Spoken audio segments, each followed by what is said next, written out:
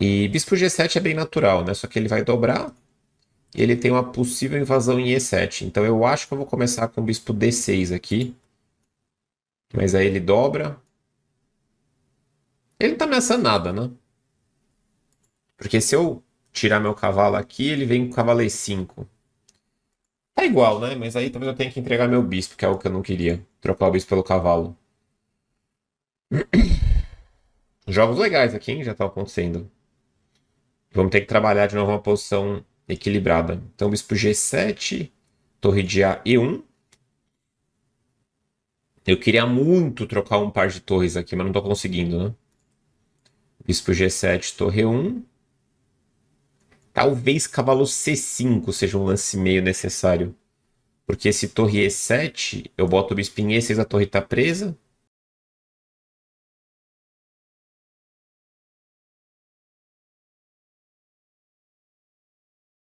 Talvez cavalo C5 seja um lance meio necessário. Porque esse torre E7, eu boto o bispo em E6, a torre está presa. Torre E6, cavalo E6. E se ele vier aqui eu jogar cavalo C5, ele jogar D4, eu puxo o cavalo para E6, cavalo E5, torre F8. E ele tá um pouco estranho ali. Não sei se é grande coisa. Eu vou jogar bispo G7 aqui. Pessoal, eu resolvi fazer um cortezinho aqui para poder explicar o que aconteceu, né? Porque foram 10 milhões de jogadas ao mesmo tempo, né? Eu sei que às vezes é difícil de entender o que aconteceu, então eu vou mostrar para vocês, tá? Vou mostrar os detalhezinhos um por um para vocês poderem realmente absorver bem esse vídeo que é fantástico. É muito legal ver um mestre jogando xadrez e pensando, putz. Então, vamos lá. Jamie Krigor está com as peças pretas, tá? E ele tem um problemão para resolver aqui, né, pessoal? Olha bem essa posição das pretas. As pretas têm 4 peças nas casas iniciais, os 2 bispos e as 2 torres. Ou seja, o desenvolvimento está bem atrasado. As brancas já desenvolveram 3 peças e já fizeram roque, né? Então, é por isso que ele demora tanto. Tudo que a gente viu até agora foi o Jamie Krigor calculando o lance bispo G7. Olha só. Ele demorou um tempão para fazer uma jogada só. Porque realmente, pessoal, se ele perder mais tempo, ele vai ter chance de perder a partida, né? Obviamente, ele não quer perder a partida. Então ele começa calculando o bispo G7. Ele comenta no vídeo que ele gostaria de trocar um par de torres.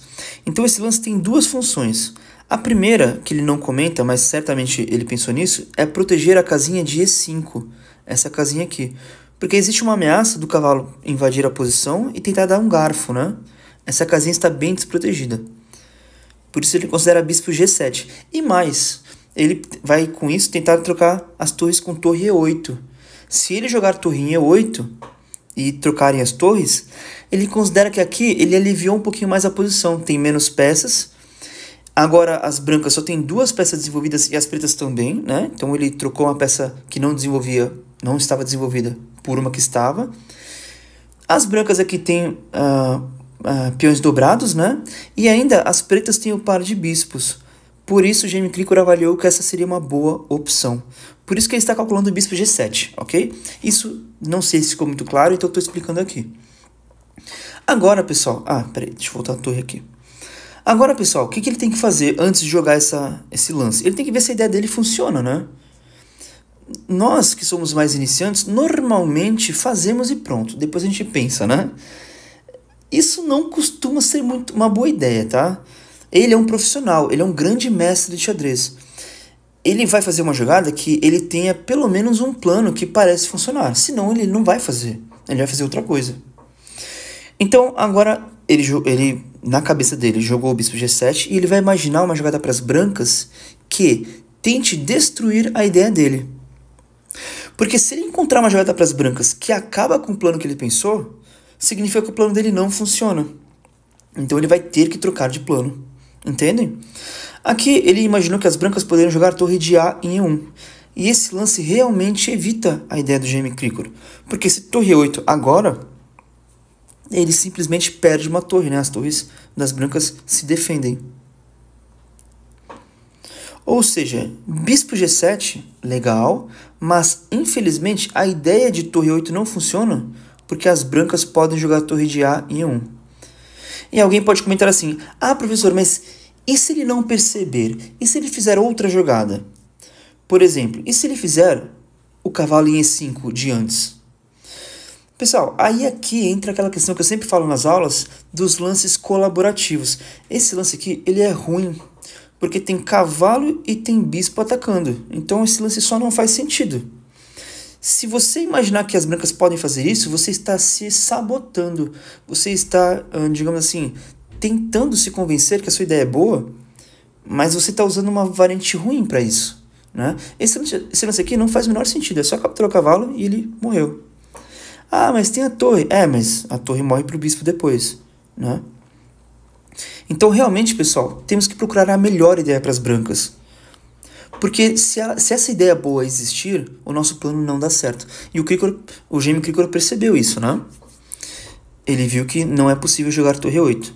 Então, o gêmeo Krikor passou a considerar o lance bispo D6. O bispo D6 também controla E5, né?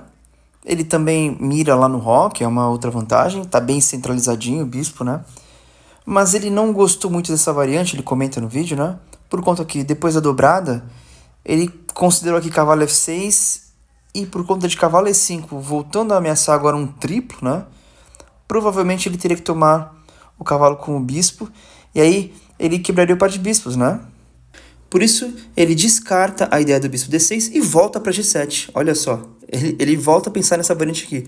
Vejam, pessoal, um jogador bom de xadrez, ele não arrisca, ele realmente pensa no que ele tem que fazer, né? Então, ele não gostou de começo dessa variante, mas tudo bem, a outra também não agradou, então vamos pensar mais um pouquinho nessa. Então, ele cogitou de novo torre de A em 1, mas agora ele tem que achar outra ideia. Essa de torre 8 já vimos que não funciona. Então, ele busca aqui outras ideias como cavalo C5. E essa ideia ela é bem interessante.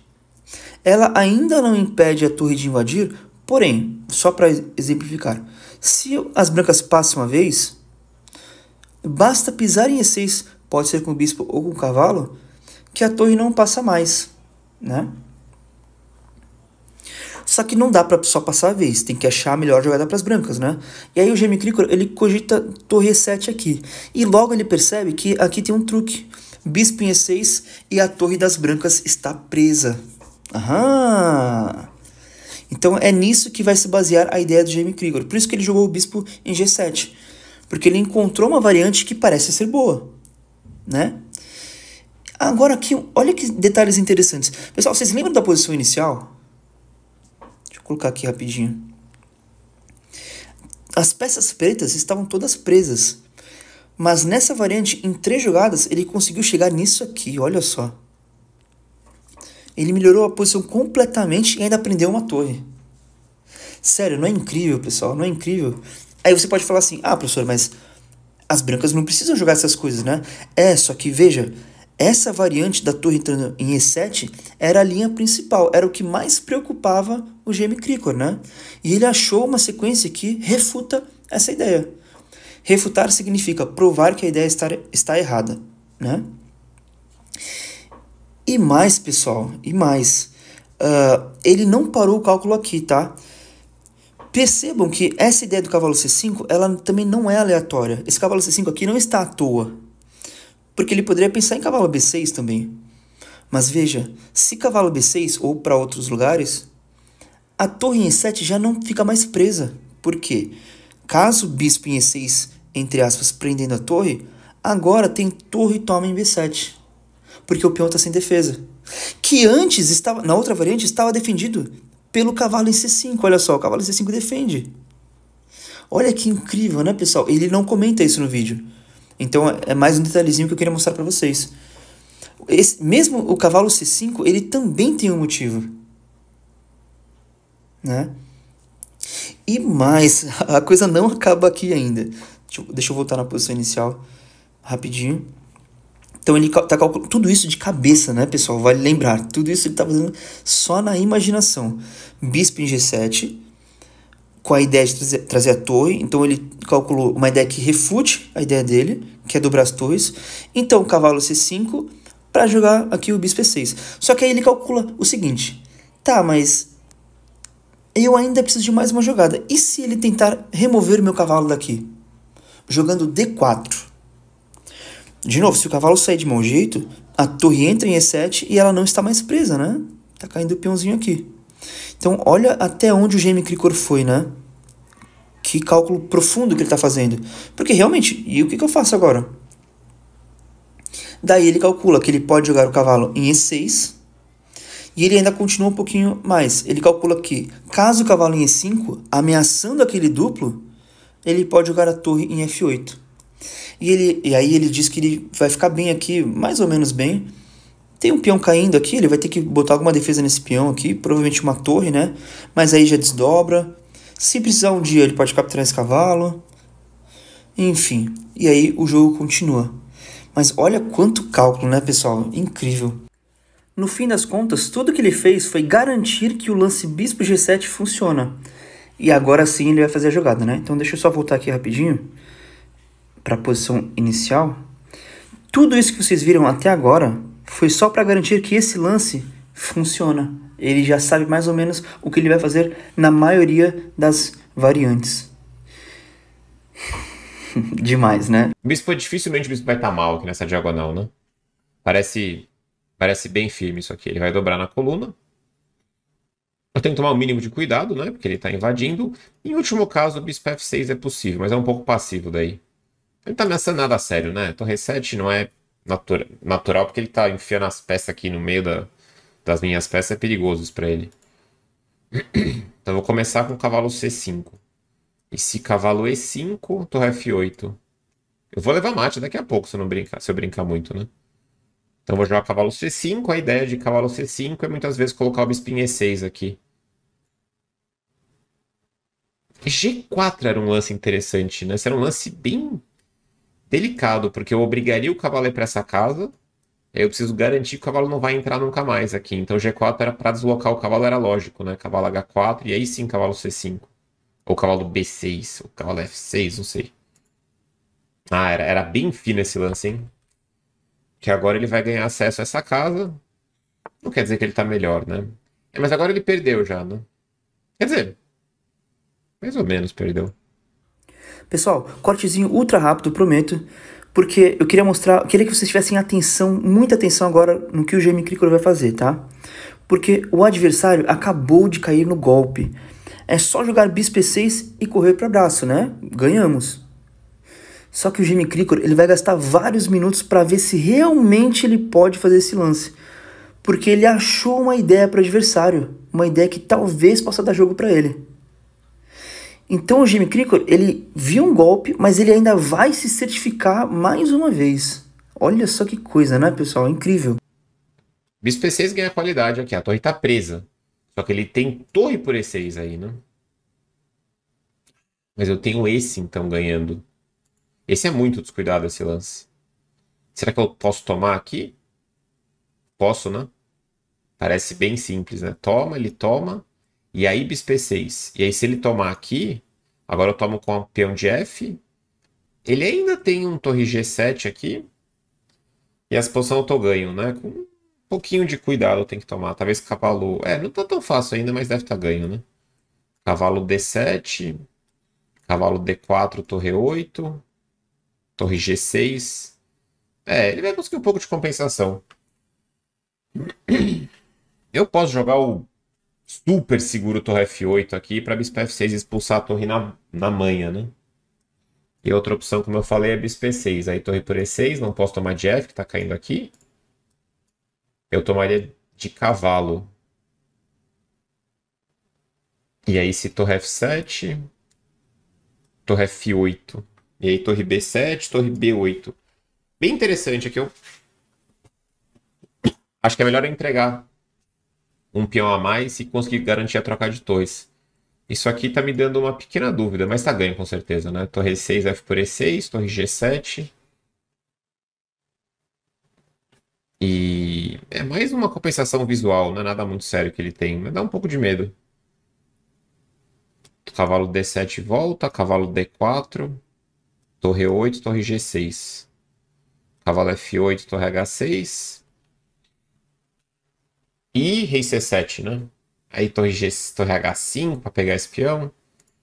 Não sei. Então a outra opção é bispo E6 aqui, né? Opa. Torre toma, cavalo toma. torre B7. Ele pode jogar a torre B7 primeiro, né? Mas aí rei C8, torre F8. Todas as... eu vou jogar esse mesmo. O outro tinha cara de ser melhor, mas esse aqui eu acho que é mais fácil de jogar. Não, mas aí não, né? 1800 de rating. Tem que tomar com a outra torre, né? Ele tem que tomar com essa torre pra deixar essa torre ativa, né? A torre ia fazer um certo estrago aqui. Mas ele pensou, pô, minha torre tá perdida, eu vou entregar minha torre, né? Só que agora eu não perco nada, né? Ganhei a qualidade e estou ganho. E o cara deve ter já dormido de tédio, né? Que eu tô pensando muito. Vou jogar a torre 8 pra tentar trocar mais peças. C3. Ele quer... Então, pessoal, eu termino esse vídeo agora com uma mensagem de motivação.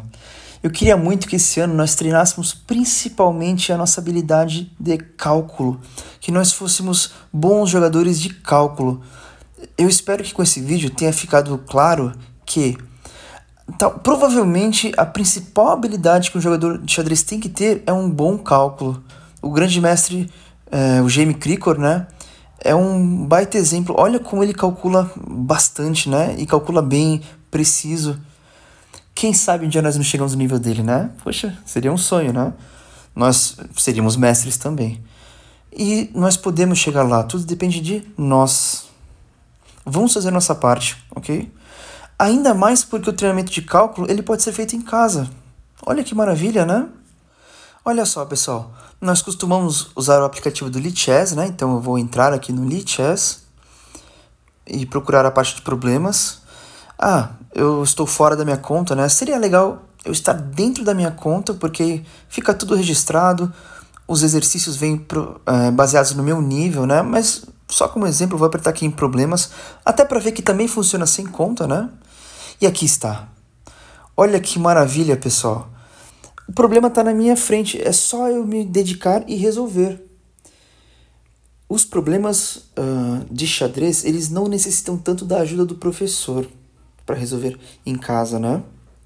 Então, isso é uma maravilha. Olha, quem conseguir se dedicar no treinamento de cálculo, passar a gostar de fazer cálculo, sabe, se desafiar, será que a minha mente, a minha inteligência consegue resolver isso aqui?